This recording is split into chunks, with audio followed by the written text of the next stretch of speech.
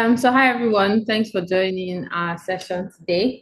This is the first of the leadership Q&A series with Malvin as our inaugural guest, and this is brought to you by Energyz Black, which is essentially a nonprofit aimed at improving representation of Black professionals in the UK energy sector. So we'll just give you a few more minutes to have more people join. But the idea of this today is we're going to hear Malvin's story, his journey to becoming a key leader in the sector, and some, useful insights from him. And then you also get to ask your questions. As we go on, feel free to drop questions into the chat. And halfway through, we'll allow people, kind of come off mute and ask questions. Just for the record, so those that want to actually ask vocally will get priority over questions in the chat. So don't be shy. Feel free to ask Malvin all the burning questions that you have. Cool. I see we have more people joining, so just give it a few more minutes. In the meantime, we can just do some intros. So my name is Anu. I'm co-hosting this session with Denzel from the Energyz Black team. I'm currently the lead of our thematic area Collab Quest. And I have Denzel with me as well. So a quick intro. Hi, Malvin. Hi, everyone. Hi, Denzel. Yeah, so my name's Denzel. So I currently work, sorry, I currently work at SSC as a strategy analyst. So I'm helping Anu and the team in their quest to diversify the energy sector. So, Shall I wait till we start before I do the intro? Yes, probably. Because we'll get into that. We'll have a couple of questions, but just one more minute and then we will get started. Just make sure everyone actually has the right links and stuff.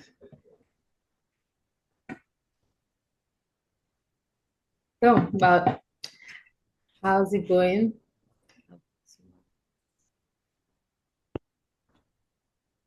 So, yeah, I think that's a good idea as well. If we get intros in the chat, so we know who we have on the call.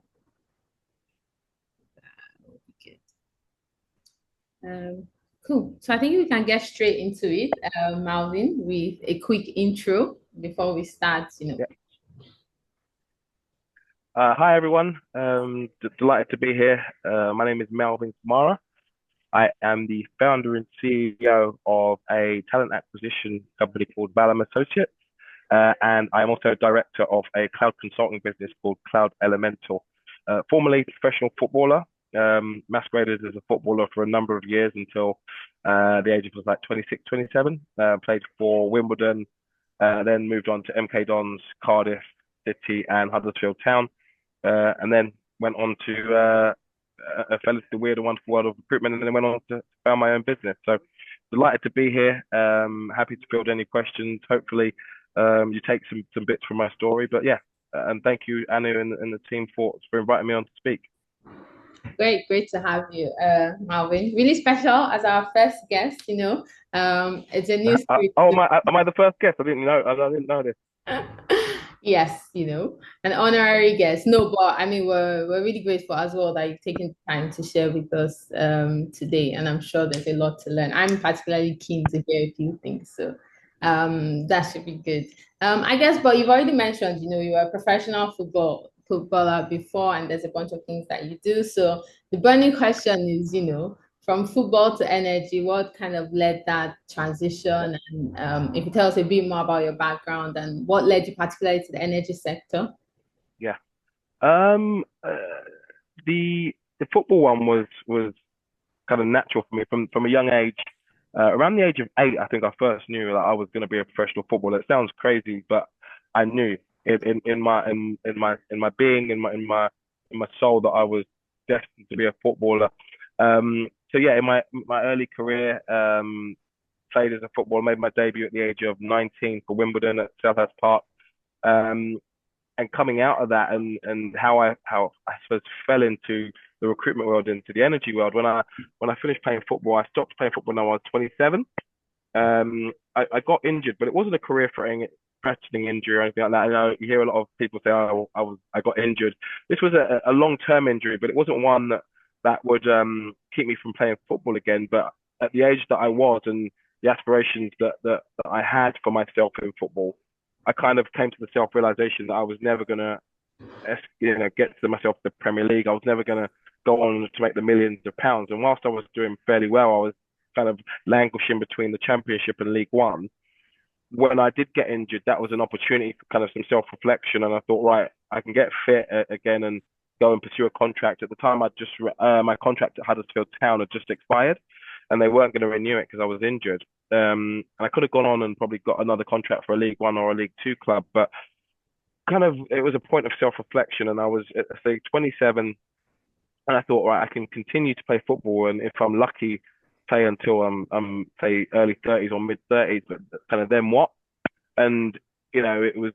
I thought to myself, it would be a much more difficult transition if I'm doing it later in my life, say at the age of 32, 33, 34, than if I kind of bow out now and look to do something that's going to be provide a much more of a long-term future for myself. I didn't have enough cash in the bank that my football money was going to be able to sustainable till I was 40, 50 years old. So I always knew I would have to have a job. And that was the point when I said, right, it's better that you make this transition now than later on in life. So that was the decision that I took.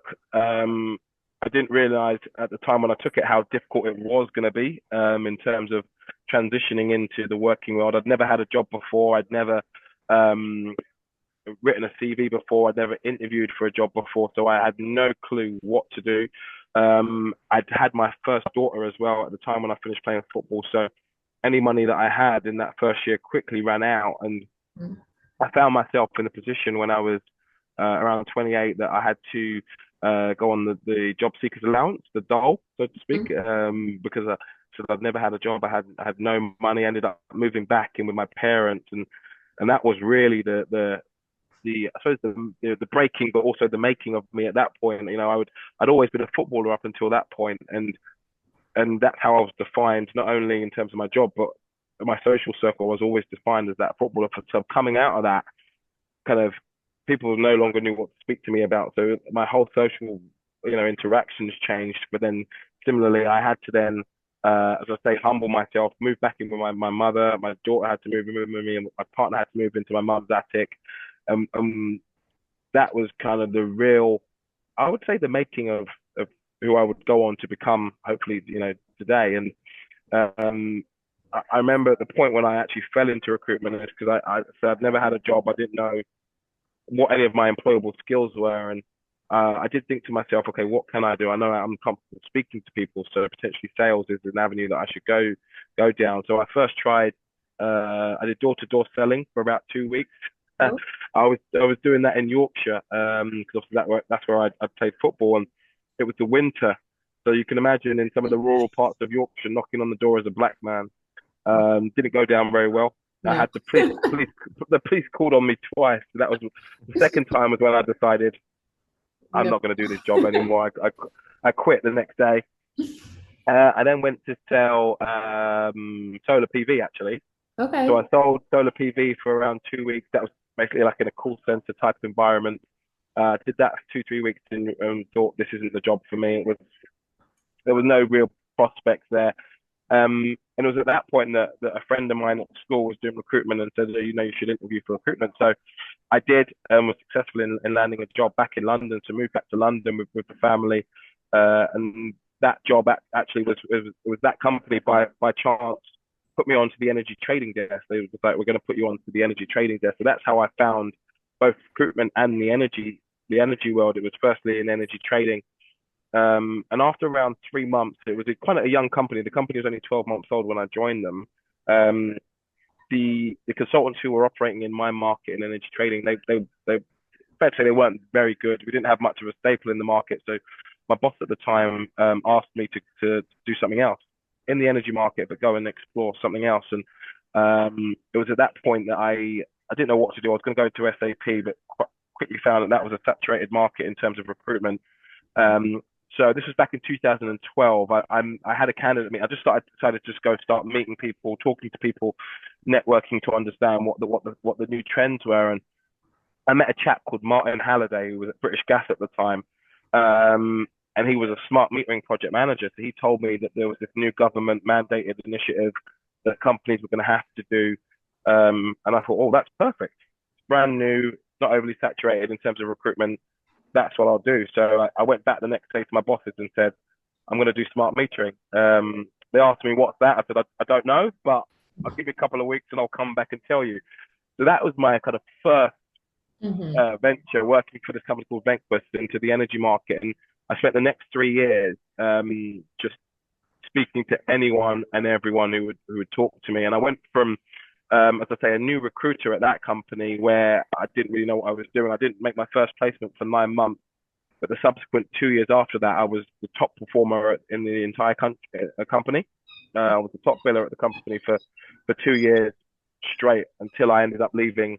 And the only reason I left was because I was asked by one of my clients to go and join to set up their consulting business. They were going to go and do transformation consulting for the energy market. And they liked the way that I conducted sales. So they asked me to leave to join them. So that's why I ended up leaving Vanquist. And that was my first kind of structured approach, if you will, into entrepreneurship. Even though it wasn't my company, they were going to give me a percentage of the company if I achieved a certain amount of sales. Before then, before I'd even gone into recruitment, I had tried to set up a fashion business. I'd lent some money from my friends to do, and at the time, quite innovative if I look back on it. But it was going to be an online portfolio that was e-commerce that you could sell off your fashion portfolio. But didn't even launch that business. Ended up spending, a lot of my friends' money to try and set that business up. It was before the days of mobile applications. It was all desktop based.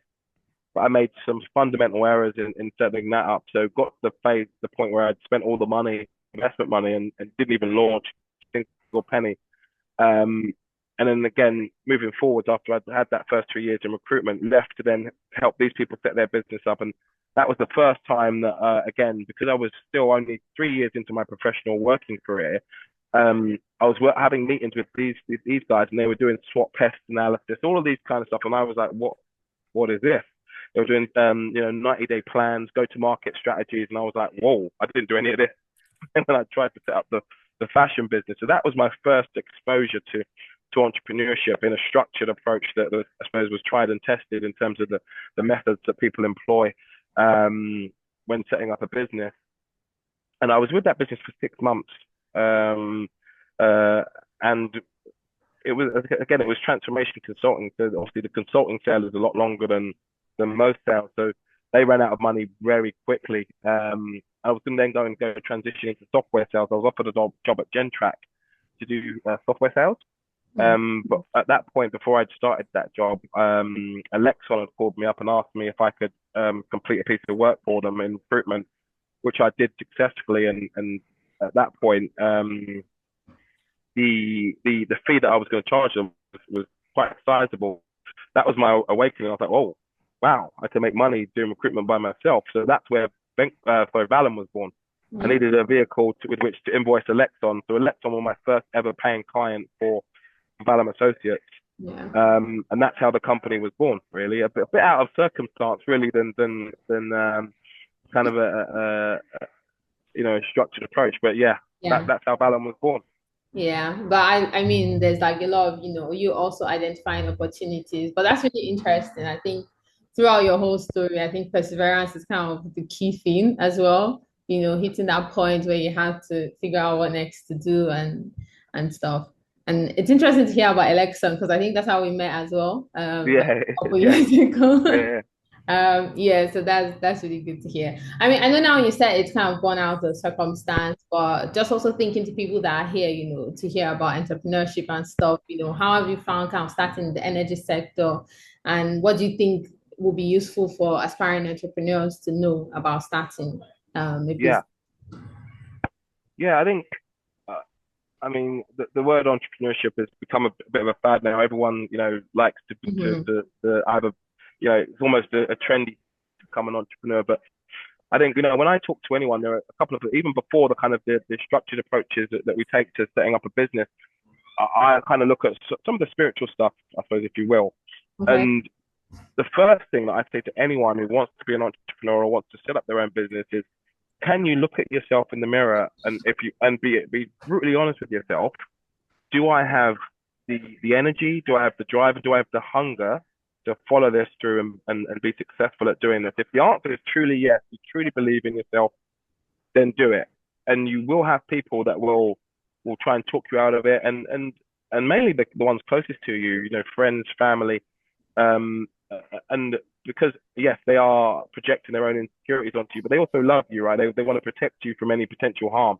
So, you know, when I first said I was going to set Balam up, you know, my mum, my partner at the time, all of these people were trying to talk me out of it. They were like, no, what are you doing? Go and get a job. You've been all right, successful at the job. Go and continue with that. But again, I looked at myself and I recognized that no, I have the ability to do this. So I went on to do it. And then once you have made that decision, that real conscious decision in oneself that you are going to go and set yourself up in terms of going out for business, you've got to, before you even start anything, is make yourself aware that, yeah, you see on social media these days, you know, people driving Ferraris, owning 20 flats, saying it's easy, right? I'm an entrepreneur, work for yourself, don't work for the man, all that stuff, showing you the glamorous side of it. And you have to recognize that 99.9% of it is not going to be that. The first 3 years, I can't even tell you how much stress. You know, I was 29, I think, when I set the business up. And as a 29-year-old, my blood pressure was through the roof. I had hypertension. I lost 40 through stress. I'm only just in the process of going to replace those teeth. Wow. I was losing teeth through tension, my jaw so tight at night because of the stress. My eye was flickering 24/7 because of the stress. You know, in my first 2 years of operating, I remember I was getting, and it was really weird. It was a weird time because I went through something in my first 6 years, my first 6 months of being an entrepreneur. So, and again, this is going to sound really exciting for people, but so when I first decided, and I first sent that invoice to Elexon, I then said, all right, let me give myself 6 months at doing this. And over the course of that 6 months, I think I made about £150,000. And then in that December, I remember, again, this was God giving me a warning. I remember that December, I went out and I spent around £20,000 on my friends, champagne, all of this good stuff. And then the first day of the new year, 2016, my first email was God sending me a humbling message, but also a warning that, you know, you haven't made it yet. You need to continue to work. And I'd lost around my first email. I opened up January the 1st or January 2nd, whenever we went back to work, 2016. I opened up my laptop and my first email was me losing, I think, £25,000 on that one email. And I kind of I remember I shut the laptop and I went back to bed. At the time I was staying at my mum's house. I went back to bed and I was just like, oh my God. And then at that point, when I was like, I'm not going to let this defeat me. I'm actually going to scale this. This isn't going to be just a lifestyle thing. I'm going to build this into a true organization. And so the next 2 years, it was crazy. The next 2 years, I was making around 20 to 30,000 pounds a month in the company, but I was broke because I said, right, I'm just going to save it all to start hiring people. I'm not going to live this lavish life. I'm just going to save because I need to have enough cash in the bank that when I hire people, I'm not stressing over paying people's salaries. I can't mess with people's lives like that. So for the next 2 years, I was getting messages for the bank all the time saying insufficient funds to pay bills, to live my life, because 90% of the money that I was making, I was saving to pay people's salaries. So that was kind of, you know, some of the things and the journey that I went on for the first 3 years. It was really challenging and really stressful in terms of building the organization. And again, I made so many mistakes in that first 3 years. I don't even think we have enough time to tell you the mistakes that I made. Because I'd never owned my own business. I'd never even managed people. Weirdly or not, I'd never been a manager before. So, you know, part of my advice to entrepreneurs is sometimes make the mistakes on other people's money. So if you're fortunate enough, so I don't know, let's say you're a BA, you're a business analyst, but you want to set up your own consultancy practice or whatever, and you've never managed people before you go and set that up, make sure you become a business analysis manager, or make sure you've got that experience of managing, turning around underperformance, running appraisals, all of that kind of stuff that you're going to have to do in your own business. Try and get that experience on someone else's cash, because I can assure you, you will make mistakes doing it if you have never done it before. And it's something that I had to learn the hard way, in terms of the mistakes that I made over those first 3 years, which contributed towards me losing my teeth and my blood pressure raising. But that's what the early years looked like for me. Yeah, I mean, it's good to hear that you're getting your teeth back. I'm kind of. I've got a brace at the moment to straighten it. Then that's why if I slur any of my words, I've not been drinking. It's because I have Invisalign, and then after this, I'll be getting the implants to replace those teeth that I lost through stress. Yeah. No, I think that's really helpful for people to hear as well, like how, intense it can get in those first few years. And like you rightly said, I think, if you're not fully committed, you don't have that self-belief to see things through, then, it could get very difficult. Because now we're seeing this trend. I didn't take a holiday for the 3 years. I missed my best friend's stag do, so I couldn't take the time to go. I went to his wedding. His wedding was in Italy, but he was spending a week in LA before, and at the time I didn't have the money. But because he was a Premier League football player, he was like, "I'll pay for you." It was an all expenses paid trip to LA. I said, "Nope, I didn't go because I couldn't take the time to go to that and to go to his wedding as well." I thought I can't take that much time off work.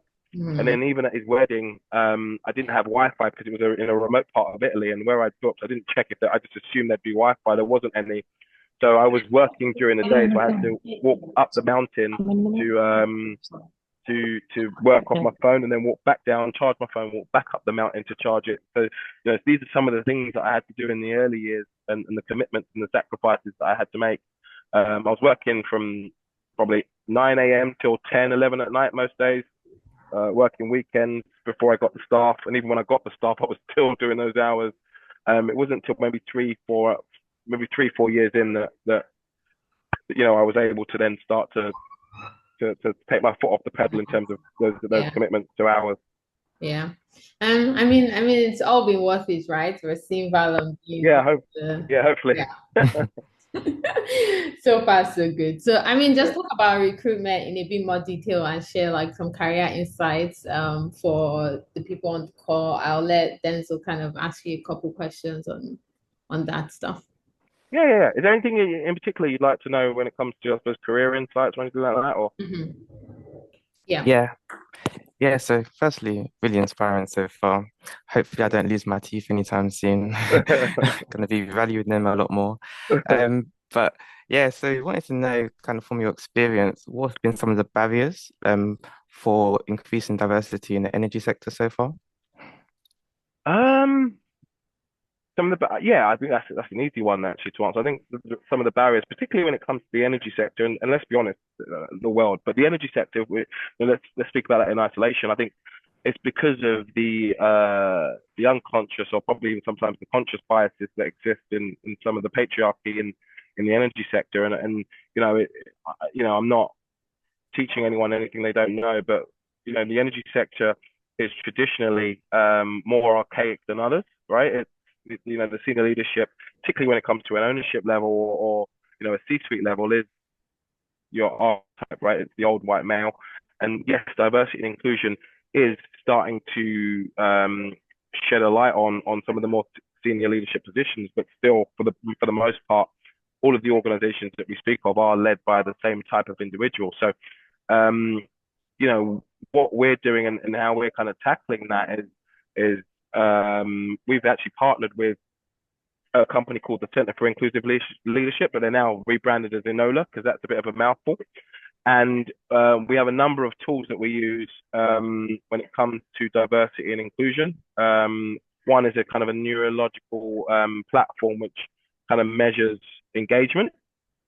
So we offer that to our clients, but also we seek to educate them when it comes to diversity and inclusion. And I, as an organization, recognize I'm not an expert in diversity and inclusion. Yes, I'm a black man in the UK, but that doesn't make me an expert on how to teach others to be having a diverse and inclusive practices. So what we do as a company at Valum Associates is whenever we speak to our clients around diversity, because it is coming up more and more now, and the amount of times I've spoken to senior leaders or HR directors, and I've been given the mandate, oh, we don't want an old white male. And the first thing I do is challenge them as to, well, why?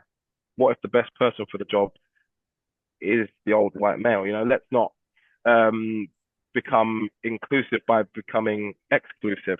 And I think the challenge that we have in educating organizations, particularly in the energy sector, when it comes to diversity and inclusion, is that we are never going to become truly inclusive at the expense of the old white male. Because what's happening in these organizations, and I'm doing a number of talks to them about them at the moment, is you need buy-in from a senior level, right? And diversity and inclusion is a transformation. It's a project. It should be treated as a project. And in order for any project to be successful and land into business as usual, you have to get the stakeholders buy-in, right? And in order to do that, you cannot exclude the main stakeholders. So by saying to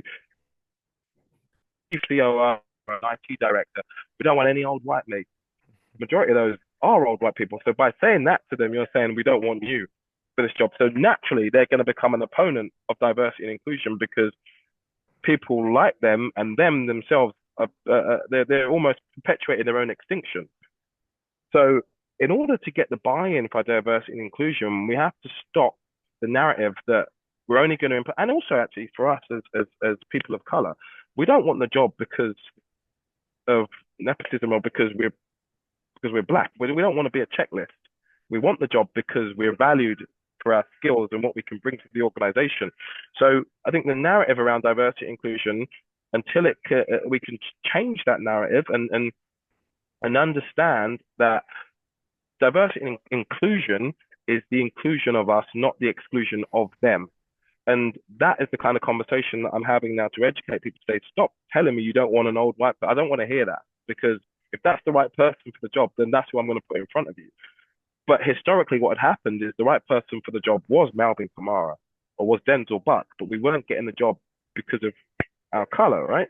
So if you're going to tell me that you are going to give me or Denzel the job, then that's inclusive. Stop excluding other people because they are a certain creed, because that's the same mistake that we were making. It's history repeating itself. We are telling people that you can't get the job because of the way you look. So we're not fixing anything. In fact, we're only making it worse, because again, we're making enemies of the people that are in power at the moment. Let's empower them to actually buy into it and just educate them that the best person should get the job, period, regardless of who that person looks like. So that's kind of what we're doing from a recruitment standpoint. And we're working with Enola Consulting for them to kind of shift this narrative around to more of this. It's in inclusive practices, not exclusive practices. Thank you for that. Yeah, it definitely relates to the sentiments in which you put in terms of it being quite archaic and a bit behind other industries, and it's definitely a long way to go. So yeah, thank you for your work to try and make that better. In terms of some of the skills in which are required by recruits nowadays, what would you say are some of the top skills which energy companies are looking for? I think that's an easy one. I think the top one, and actually I've literally had two emails about it today. The top two skills, or the main two areas. Actually, I'll talk about a third. But the first two areas that are hot and everyone knows it at the moment is obviously data, AI, and technology. So all of the things that are happening around energy companies at the moment, and even I think when we talk about the energy transition, Annie, I know you asked me about that, but the operating models of all these energy companies are changing. They're becoming more service oriented. And I think the role of the traditional utility will shift in the next 3 years to become more of a service provider by way of services in the home. We talk about smart homes, things like this. They will the current infrastructure of the energy market will change. Things like energy storage, battery storage, it will naturally change. It will shift. So what's going to happen, and the skills that we currently are valued as things like data engineers, data modelers, AI, as that becomes more prevalent, that that's going to play a massive role. And those are the skills that we're now being 100% asked to fill all the time. Python is a major one. SQL. These are the core technology skills that we're being asked for people to have. And the other one is obviously cloud, as a lot of the organizations look to update their infrastructure and move away from on-prem services and look to more software-oriented architecture is cloud environment. So I think those are the main two skills. If you're someone coming through where you're going to have a job and a well-paying job for a long time, is to look down the data AI avenue, but also the cloud consulting, and that can be either from a development, but also from an architecture, project, program management perspective. Technology is the main one that I would be focusing on. Yeah, and I definitely echo that as well from what I've seen so far.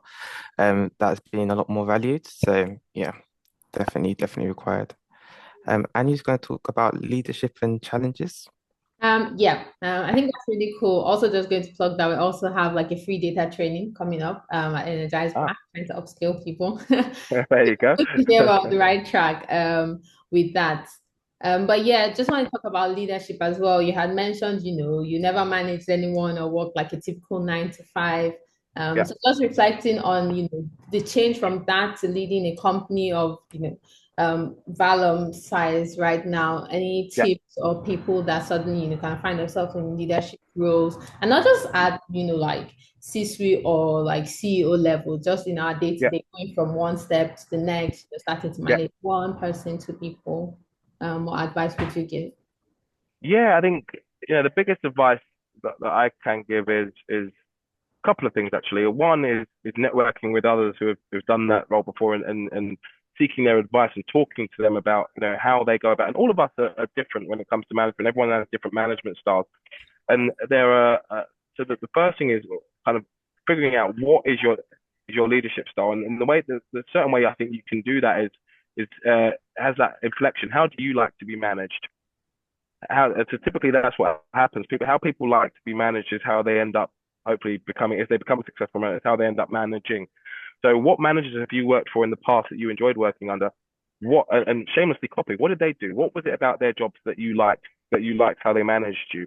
And look to employ some of those practices in your management. But also secondly, again, speaking to people about their management, start to understand how are you wired? And we talk about the colors, right? Is it blue, red, and so what is your state? Yeah. What is your approach to management? How are you going to approach it? And then go on courses. 100% go on as many courses as you can to give you the skills to not only motivate staff, understand emotional intelligence, and don't underplay the emotional and intelligence part of management.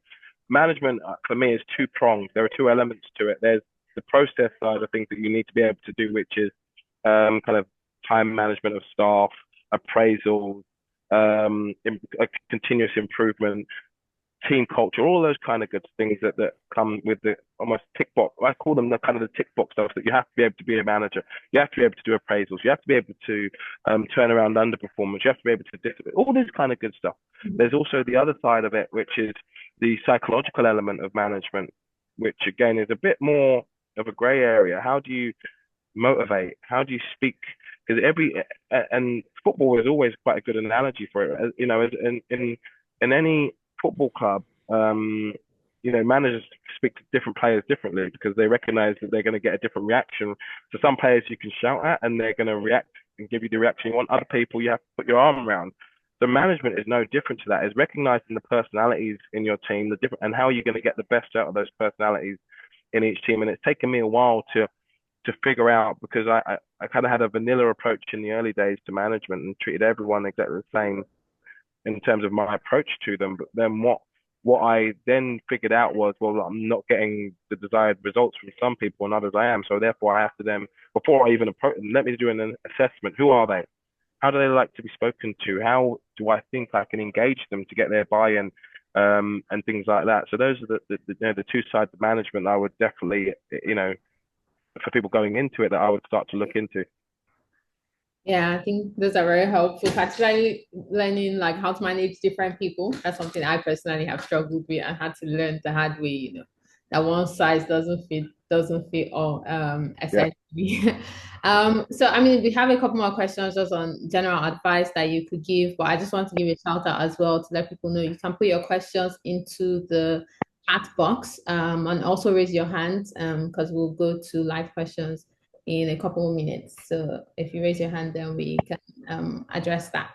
But I'll pass back to Denzel to kick off. So, yes, I'm not sure if you've attained the next question yet, but how do you attain a life balance when you're working? Yeah, I have finally. Yeah, as I mentioned in the early years of the company when I didn't have, the staff, and part of what I do in particular is all about perception as reality for people, right? So I wanted the organization to seem a lot bigger than when it was just me. I was always using things like we, and people thought we were bigger than we were. So I had to put in that time and that commitment because, fortunately for myself, my network was big enough that we were getting all these requirements in, and I was having to work them myself. So I wasn't able to go on holidays. I wasn't able to kind of have my weekends to myself. But now, because as an organization, there's now 55 of us. Across 2 offices, one in London, one in Boston. So now I'm able to delegate, and that took some time to be able to trust people, but it's something I had to learn to do. But delegation and trust are the 2 elements that I've now had to implement, and now I'm able to really talk to myself sometimes to give myself the permission to switch off, and recognizing that I'm actually going to be better for it, because in the early years, I look back and there were 100% times that I was completely burnt out. I had no energy left, but I just kept going because I felt that that's what I had to do.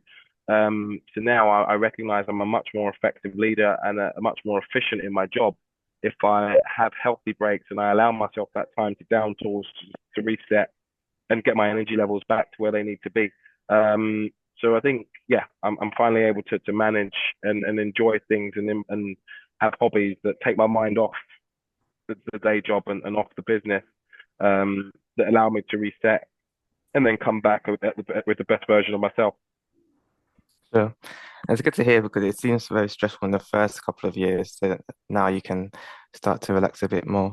I'm not losing any more teeth now, so I think that's a good sign. A good indicator. But in terms of if anyone wanted to break into the energy industry, what would be kind of your top steps to stand out in a very competitive market right now?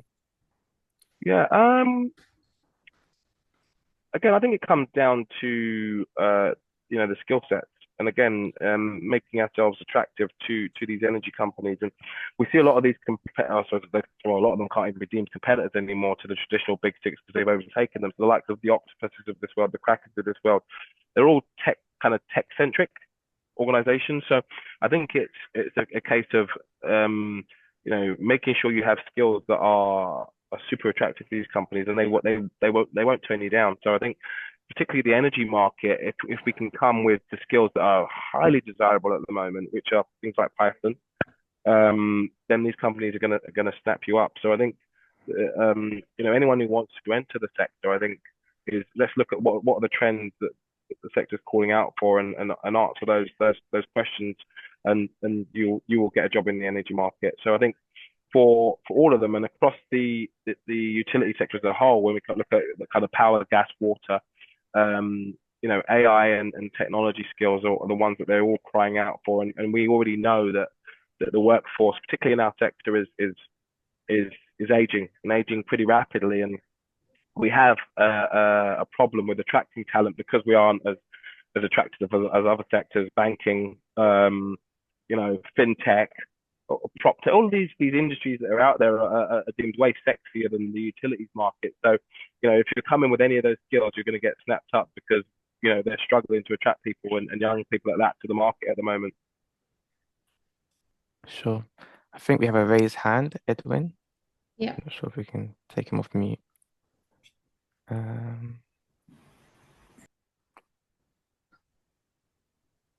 Hi, good afternoon, everyone. Okay. Thanks, Marvin. Thanks for the information you've shared so far. There's a lot to unpack. I just have a quick question. Yeah. How do you think your branding could affect potential investments from investors in ways of securing funding from investors? Do you think branding has a linear relationship to getting funding from investors? Yeah, absolutely. I think and this actually is forms part of the conversations I'm having at the moment, because I'm looking to hopefully scale the organization, both organizations. So obviously Balham, which I lead, and the other business which I'm a director of, looking to scale both organizations to the point of exit where we'll get acquired either by venture capital, private equity, whatever it might be. And a large part of that is the narrative and the branding and the story that you're able to tell. Yes, when it comes to actual acquisition, they're going to be looking at the actual numbers, your EBITs and all that kind of good stuff. But to even get that attention, a lot of that is done off of the narrative and the brand that you create. So absolutely, it plays a key part. And we're doing a rebrand of the website currently because it's not fit for purpose for the modern world that we're trying to break into. So everyone keep an eye out for the new branding. It's fairly similar, but it's been modernized slightly. The website's going to change entirely. So yes, branding does play a part, but you also have to, that's the surface level stuff that can only get you a certain amount of attention. You then also have to be thinking about the sub layer, which is the most important layer, which is if you are looking at investment and scaling something, what do you know your numbers, know what it is you want to achieve, what are they getting into, what's going to be their ROI, what's your target. To have all of that lined up, and then the thing that again that's going to get it over the line is the narrative. If there are even people out there, and I think there's a pretty famous chap, I can't remember his name, one of the Logan brothers, who have set up a venture capitalist fund for entrepreneurs, and the people that they're actually investing in, they're buying into the individual, not so much what the person's selling. So yes, narrative is I'd say at least 50% of the battle when it comes to investment. Any investor who's going to invest in your product or you is going to first of all buy into you as a person and so on, that they can believe in an entrepreneur that they can get behind. So yeah, it's very important. Yeah, thank you very much. Great, that's very useful. Any more questions? Please feel free to put up your hands. I had one. Oh, Sherry has a question. Hi, Malvin. Thank you very much for what you've shared so far. I think from your experience now, having transitioned from football to entrepreneurship, and having worked with people over the years now, what do you think are the common challenges or some of the common mistakes you see Black talents make? Particularly those who are trying to move from career into starting on their businesses, particularly in the energy or sustainability space. What are the common challenges you've noticed that's common amongst the black community? That's a good question. I can only speak from my own experience. I haven't spoke to many black professionals who've gone on to set their own businesses up. But actually, no, I have. I've spoken to one or two, and I think and again, I can't speak for everyone, but this is certainly something that I experience, and certainly some of the people that I've spoken with have experienced. I think a lot of us, whether we admit it or not, have self-doubts because of our color and because we understand the world that we live in. So, and I'll give you a specific example. There's a young lady two young ladies actually, who set up their own consultancies. And one of them is quite a few years in, the other one is less than a year in. But yet both of them have the same concern about how are they going to be perceived as young black females trying to fill up for themselves. And I think I get why they have it. It's the same apprehension that I had. And I'll even go one step further. I'll tell you a story that I've gone on to tell it a couple of times. If you all search on LinkedIn, a guy called Albert Jackson, you'll see a picture of an old white guy as a director of Balham Associates. And the reason that he's there is because when I first set the company up, again, I go back to I was the top performer at my first company that I worked for 2 years. I set my own company up, and all of a sudden, I wasn't getting the traction that I was used to getting. I was fortunate enough that I had such a good relationship. That £150,000 that I told you that I made in the first 6 months, I'm going to say 70 to 75% of that was from Alexon. I was Alexon's main recruiter. I did everything for them at that point. I knew I knew that company and what they looked for in talent more than anyone. So they came to me for everything. I was placing 2 or 3 people there a month. I was fortunate that I had Alexon as a client. Alexon actually funded Valum for the first 2 years in terms of the amount of work that I did. But I struggled to get any traction anywhere else with new clients, and I couldn't figure out what was going on. And whether I was right or wrong, I thought to myself, it's because they're not taking me serious as a young black man and a business owner. So I literally Googled old white guy, and I went 3 pages back. I picked a picture of an old looking white guy, and I made him the CEO and the director of Valum, and I was the business development manager. So outside of Alexon, every approach that I made for the first 2 years was under Albert Jackson's LinkedIn account. And when he got traction, I would then introduce me as the business, and I would turn up to the meetings. And that's something I felt I had to do, and because I wasn't getting the traction I was used to as a business owner, and my mind told me that this was the issue, because of that, I think, and again, fast forward now, 9 years later, I'm speaking to these 2 individuals, and they have the same perspective on some of the challenges that they're going to face to become successful business owners. So I think there's 2 things that we have to do. Is one, yes, accept the world. We know, call it what it is. The world is racist, and the world is going to try and hold us back. But some of the decisions that we make as entrepreneurs are too focused on that, and we don't go out with the confidence or the gusto, if you will, that we should do because of our talent. And I'll give you another example. My business partner now is a black man, a guy called Michael Petrie, and one of our best consultants. Some of you may know her as Lady Tiny Hassan, like Nigerian girl. And one time we were going to a meeting with a client. So we walked out of our office, it was me, Mike, and Honey, all black, and literally we were about 100 yards from the office, and rightly or wrongly, I said, guys, should we be going to the office? Like, the 3 of us. They instantly knew what I meant. They were like, yeah, actually, should we? And you have to, and then luckily Mike at first was like, actually, no, yeah, one of us go back with 2 minutes, let's send a white person out. And then he actually challenged it and said, actually, no, why should we?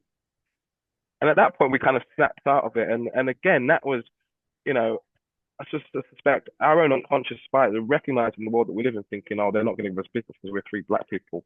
But no longer accepting that as the narrative and saying, actually, you know what? No, we're going to turn up, all 3 of us, black people, proud. You're going to give us the work because we're good, not because we've got a white person with us or whatever. So I think, some of the decisions we make and some of the approaches that we take, we now need to embrace that. And I talk to myself, and I have learned to do that because I no longer accept that you're going to work. And to be honest, if you don't want to work with me because of that, then I don't want to work with you. And in the early years, I was hell-bent on chasing the money and not holding my values true to myself. That if you don't want to work with me because I'm a young, if I could go back and talk to myself, I'll be like, no, don't create Albert Jackson. If they don't want to work with you because you're a young black man, then you don't want to work with them. And I think that's the one thing that I said to these 2 ladies the same thing. I said, if they don't want to work with you, then don't work with them. There will be customers out there. Go and find those customers, because ultimately they're the ones who are going to value you, and they're the ones who you're going to build long-term relationships with. So it's not allowing the world and the way that we know the world is to shape our views on how we need to set ourselves up for success. I think that's the main thing that I would say. Thanks. I really like that, I think. And that's also a really good challenge to us. We kind of shut ourselves down before, we even give people a chance to. So challenging that bias that unfortunately the world has, it's really good. We have Adebola hand up. Thank you. So I had 2 questions, Marvin, really helpful to get your insight. So The first question is, I think, is quite it's more to your sort of personal experiences. So what would you have done differently if you were starting again? And then the second question is, because I know you was talking about sort of the technical expertise, what would you identify as someone who has technical expertise? Because I think people have an understanding of decarbonisation, just transition, but then there's the whole wholesale energy market, from the sort of generation, transmission to distribution. What would you? I think the energy sector is really, really broad, and I think some people expect you to know everything about the energy sector, but some people really only start from one specific area, which is, understanding a specific technology like green hydrogen or battery storage. I just wanted to get your views on what would you identify as a technical expert. Thank you. The first question, I think, is what I just mentioned. I think I would definitely live my values a lot more. If I could go back and if I had to go back and do it all again, with the knowledge that I have, it would be not to undervalue myself, and by that I mean my whole self, and not just chase. In the first 3 years, I was definitely just chasing the pound coin, and again, working with people. And again, I'll give you a specific example. There was a guy that I had approached, a CEO. I won't say who or any company. There was a CEO who I had approached multiple times to work with. Ignored, didn't come back to me. I approached him with Albert Jackson's profile, came back to me on the second message I sent, came back to it. Now, if I could go back, I wouldn't work with that person. If I could go back, and I know that's easy to say now because I've been fortunate enough that I have been successful, but I would, if I could go back, I would just challenge myself and be like, why are you going to work with this person? They've ignored you, your authentic self, for months. Why should you work with them? So I think that's the biggest thing that I would change if I could go back and had to do it all again. In answer to the second question, I think when it comes, what I classify and again, I can give you a specific example. So when we talk about all these things and the energy market, wholesale, energy transition, pump, all these kind of things, is whatever it is within those market segments is having a functional skill set. And by that I mean, business analysis, business process, PM, something that you can gravitate towards, because all of those kind of good things, all these projects and initiatives, they all boil down into different projects. And depending on what it is that you want to do, if it's, let's say it's technology, if it's change management, or if it's regulation, what are you doing within those certain elements? So I think you've got to break it down is, firstly, what functional area of the business am I going to go into? Is it HR? Is it IT? Is it operations? Is it sales? Is it whatever it is?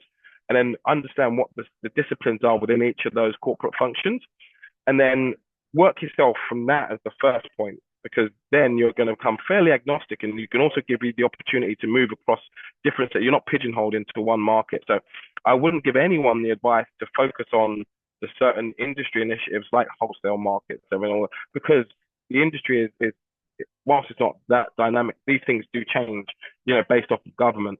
So I wouldn't even tell someone to focus on, say, battery storage and become an expert in battery storage, because ultimately that's going to change. Say 5 years down the line, there's going to be a new technology that's going to, and then all of a sudden you're redundant. So make yourself a functional expert first, and then yes, you can narrow into, so say technology. You can be a solution architect within smart metering, but you still have the solution architect, TOGAF, MODAF, all of those architectural disciplines. You still have them, so you're still attractive to other sectors. Yes, you have the expertise in smart metering or the expertise in wholesale markets, but you have a functional skill set that cannot be taken away from you based off of market conditions or based off of whatever the government dictates is the regulatory trend. So from a skill set perspective or a technical perspective, I say that's what you focus on first, is those functional skills. And then you can go, down to make yourself more niche, to provide more deep in terms of that kind of stuff, because then you can drive off your value. But you have to be able to pivot if you need to pivot, right? So again, if you're a smart metering expert, you have to have a functional skill set, because once the smart metering rollout is done, where do you go? So you have to be able to then transition into EV and something, and have in order to do that more effectively and not have to start again at the bottom, you have to have a functional skill set that they can catch you to first. I hope that answers the question. Yes, it does. Thank you. Yes, that was really helpful, Malvin. I will shoot one quick question, maybe like a 1 minute question, just in terms of like recruitment. So with getting roles, what are some common mistakes that you've seen or something that you think people should not do? I know we've talked about, getting skills and ways to help yourself stand out. But what are some things you see that, on the other side, people don't realize they shouldn't be doing, or, it's kind of hinging their progress in terms of the recruitment process? In terms of what, sorry? In terms of the recruitment process. So yeah. candidates, yeah. Yeah, there are a number of things. I think that the general mistakes that I find people make, particularly when it comes to like interviewing. Mm-hmm. So the first things are your basics, right? You show up on time, and by on time, don't show up half an hour early, because you as much as you might think that that's a good thing that you're showing a willingness, people are busy during their days, and there's nothing more annoying from a management perspective. They get a phone call and the meeting that's scheduled to start at 2, the person's announced their arrival at 1:30 or 1:15, because it's not going to be perceived the way you think it's going to be perceived. It's going to be like, well, I'm busy. Like, so I always tell any of my candidates who are interviewing, announce yourself 10 minutes before. So if a meeting's scheduled at 2, you show up to reception at 10 to 2. And you ask them to call the interviewer to just let them know that you're in reception and ready to come up when they are. And I always say, tell the receptionist or whatever, hi, I'm here for so-and-so. Can you let them know I'm in reception? I'm ready to come up whenever they're ready for me. And typically the receptionist will kind of repeat your message to that degree. And then it shows the interviewer you're being considerate of their own time, not showing up half an hour, 45 minutes early, because then they feel a bit rushed in whatever task it is that they're doing. So those are the basic things. The other basics are your attire. Make sure you do your attire. Ask before the interview if it's a recruiter or if it's direct. How would you like me to show up? Is it corporate? Is it known? So you're matching the aesthetic of the organization that you're going to be interviewing for. Because we all assume sometimes the interview, let me wear a shirt, tie, jacket, or sometimes you might go in a t-shirt, but you need to match.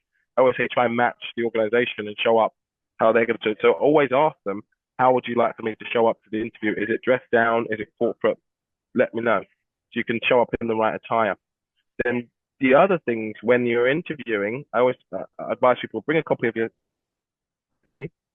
just in case they don't have it, or just shows that you have it. And then things such as making sure you've already done your research on the organization, that you've done your research on the job spec. And when you're answering the questions, you're going to refer to the key points in the job spec to make sure you have specific examples of the job spec.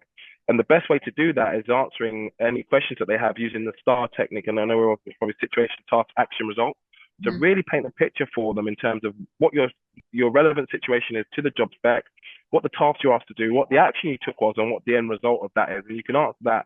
It's a really effective way to answer their questions. But then also make sure you have some effective questioning for them. Never, if they ask you if you've got any questions, never leave the interview without saying yes. Because if you have some questions, it shows you've really thought about the role that you're going to do. You need to know. So whatever it is, even if you do think they've answered your questions, ask a question. And if you don't, if they have, sometimes they do answer your questions that you've written down in the interview. So I always tell my candidates, if that is the case, ask this question. Say to the interviewer, listen, this all sounds really fantastic. I had these questions, but you've answered, in the interview, you've answered them really well for me.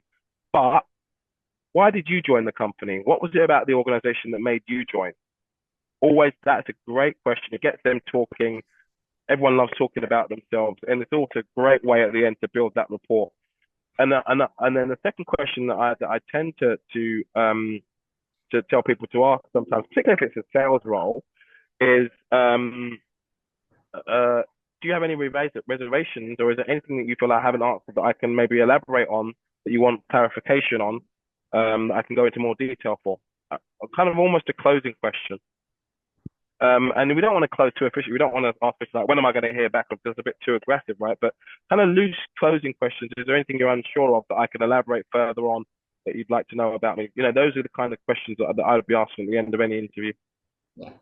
Okay, sounds good. That's super helpful. Also recognizing that we're at time. So I want to say a huge thank you, Malvin, for taking the time and also sharing so openly as well. I think that's been really helpful. Thank you for having me. A lot of useful tips and tricks. And we'll talk a lot more about this, in the coming days. We'll share some highlights from this session. We'll also have this on demand for anyone that wants to rewatch.